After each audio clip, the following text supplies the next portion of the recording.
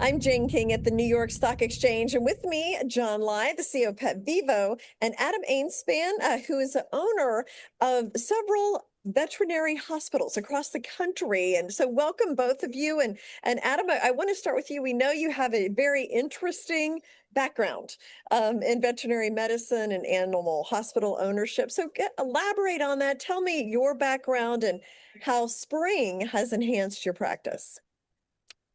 I've owned veterinary hospitals, for 30 years, and we built up from one hospital to, a lot, well over 20 over that time frame. And I've always, while running the practices, still practiced, and I did a lot of surgery, and I had a background in equine medicine where joint injections are just more commonly done. And so I think early on I was more likely to give joint injections in general to dogs and to cats when in most in small animal veterinary medicine are less likely to do so. And so when Spryng came along, I thought that, it was a great opportunity to try it. And so in the small animal side, I think we've had great results. Dogs that, just were too old, for example, to get a total hip replacement when they needed one, we injected that hip, and, the owners are just, elated. And so I think the results on the small animal side, and I have experience in the equine side as well, but the small animal side just had really good results. And the other thing that's surprising, I think, for most people, and even for me, is like how long it lasts for. I think usually before this product, it was you would have to give repeated injections, but I've had one cases that were out to over a year, and the dog is doing great. Yeah. Well, you mentioned a couple of examples, and you said that you have seen recovery in these animals, and it's lasted for a while. I mean, what specifically have you seen with when you've used Spryng? I think in general, the most recent case, dog with severe osteoarthritis of the hip, and an older dog, and a total hip replacement was out of the question. Hadn't responded to non-steroidals or steroid injections in the hip, so we put Spryng in, and I didn't really know what the results would be. And a week later, she came back for the recheck. The dog comes running in, and the owner was shocked, and quite honestly, so was I. And I would say that's the most recent one, and I think that was the most you know the best results, but all of them have had really good results, whether it's been several elbows, et cetera. I've just had really good results, I would say, with the product.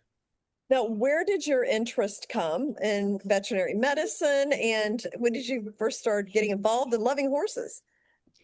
Veterinary medicine, like one of those kids that, grew up and said, they want to be a veterinarian. What kid doesn't say that at some point in time? No. And so, but I actually followed through. And so it's something I always want to do since I was like 5.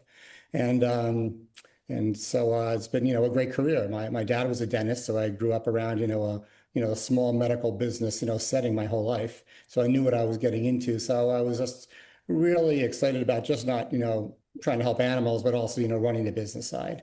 And so, I've had, a great career, and I, couldn't be happier. I grew up in upstate New York near Saratoga, so I've always been interested in horses. And so I started about 21 years ago owning racehorses. And I've gone from, at that point buying one horse to this day, we have, several brood mares, we have several stake winners. We have, built the stable up to be in a really good position in 2026. And so, and in those cases, we've had several situations where, horses will be lame. I think one, a standardbred, really well-known standardbred, in Judge Bob, actually still racing at 9 years of age, but was really having troubles with his hip, and we're going to retire him. But I said, let's just try once and see what happens with Spryng. And he's back racing. And so, and for him, he loves to race. So it's just not really about the economic benefits, really, in a racehorse to get the horse racing again. It's about the quality of life for the horse. A lot of people don't realize that, but I mean, the ones that race love to race, and if you can extend their career, it's really what they want to do. They're just much happier if they can do Well, that. and how fascinating, they're racing again. I mean, it's not just like, okay, they're walking, but they're racing. So, Yeah. John, do you want to weigh in here? I mean, Sure. So I, give us some history met about. Go ahead. Dr. Ainspan a couple of years ago through one of our distributor reps. And, she said to me, well, he's a pretty prominent vet, but he also owns racehorses, saddlebreds, and so on. And so I said, well, let's get him the product and make sure he tries it, because I think he'll like it. And I think he started using it in horses first, and then later bring it into his own practice, I believe. Yes. That's correct. So we first started using it in standard breds, and I've used it in some of my thoroughbreds recently.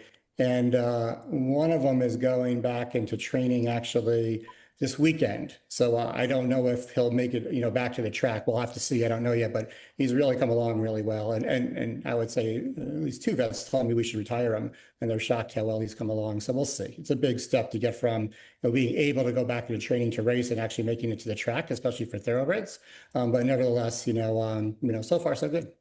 What is the most challenging part of keeping horses and dogs healthy as they age? You can both weigh in on this. Um, I think, for dogs anyways, it's kind of really in a sense meeting both what's best for the dog in a sense, a cat, and what's best for the owner. And so, and it's, a fine line to see things where the dogs, are just, truly happy. And so I think that's the main thing. For horses, it's, for racehorses, it's a point to where, when can you reasonably keep them healthy enough to race? And then after that, actually to find them like a good place actually to where they can have their retirement. So I think in racehorses, it's the finding a really good place where they can retire and be happy. And for dogs and cats, it's just, having that conversation with the owner to be like, hey, we have several different things that we can do. And it's also finding a thing like, like for example, sometimes like a total hip replacement is probably the best thing for the dog, but that's not always possible for financial reasons and other reasons. So it's different than human medicine where, insurance would cover a total hip replacement in most cases, but some owners are like, yes, I'll do that. And some others aren't. So you have to reach into your toolbox for different things to do what's best for that specific patient. And John, what are your thoughts about that as these animals age? Well, one of the difficulties for a veterinary doctor is for cats, because when they start getting lameness, osteoarthritis, they just tend to be more dormant, and people think they're just getting older. So that's a big major part. But we're doing is educating, trying to educate the pet owner how to identify keys to potentially having osteoarthritis, because cats are a different character. They have their own personality that's quite unique.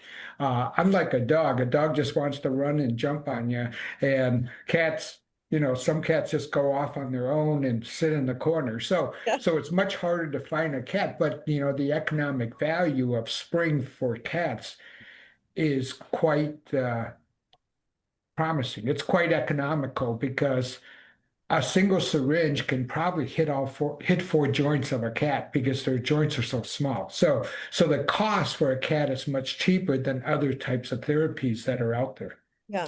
No, I think that's true. And I think also for dogs and cats is that I think veterinarians are surprised how long it lasts for. I think, we're just not used to injections often lasting that long. So while, cost can be an issue, when you say like, that it will last, much longer than, competitive products, I think that's another advantage of Spryng over others.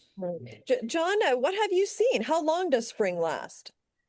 Well, I hate to say this, but we had a dog with birth defect at age 1, injected it, and it's lasted 5 years on the single injection. So we don't want to say that's the case, but typically, we see it lasting longer where there's birth defect issues, it seems. While, traditionally it does last at least a year. And if you compare it to other therapies, it's extremely economical, because just taking NSAIDs or higher end NSAIDs could be like $100 a month. And our typical injection for, the vet, depending on what needs to be done, ranges anywhere from $600 to $1,000 for the injection. That lasts for a year. But also, you don't have the potential negative side effects. When you have pharmaceuticals, you get the potential gastrointestinal tract bleeding, just like humans taking NSAIDs and so on. You get liver issues. So Spryng doesn't create any of those secondary issues. And so it's more healthier in the long term for the animal. Okay. Adam, is there anything that you can think of that would enhance Spryng medically or from a marketing perspective? Medically, sometimes like if you have a joint, I find that's somewhat, inflamed, I'll inject with corticosteroids first to get the inflammation down and then inject with Spryng. And I've seen better results that way. What was the other part of the question? I'm sorry, I forgot. And anything marketing. So in terms of marketing, I think that a couple of things, I said before, I think we have to, as a profession, get small animal veterinarians more comfortable with giving joint injections. And I know I talked about with John before, continue to do so. And I think also, I think make it well known, that the price for some may be a lot. I won't argue with that, but make folks aware that it can last a pretty long time. So when you look at it from that perspective, the prices, becomes, more reasonable. And I've seen it, the length also in racehorses as well. Like one horse specifically, one injection is always given, and that joint's been calm ever since that one injection. Yeah, and it's been probably around 8 months now. John, let's finish up with you. Just bring us up to date on if there's clinical trials. How can veterinarians find out more about Spryng? Sure. We're constantly putting out, we have, I think, 3 continuing education credit courses going out there for veterinary doctors that will be able to load, because that's a great way for vets to get their credit as well as learn about advancements within osteoarthritis and intra-articular injections. We got multiple seminars or trade shows coming up.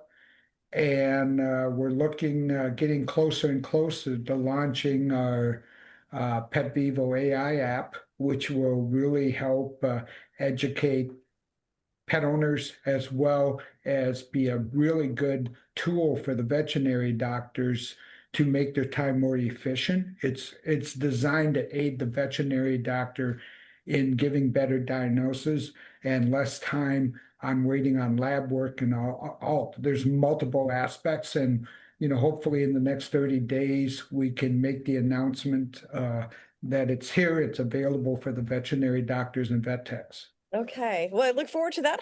You'll have to come on the show and tell us all about it. So absolutely. John, thank you so much. Adam, wonderful to meet you. Thank you as well for sharing your insight. Very welcome, guys. Have a great day. Thank you. Thank you.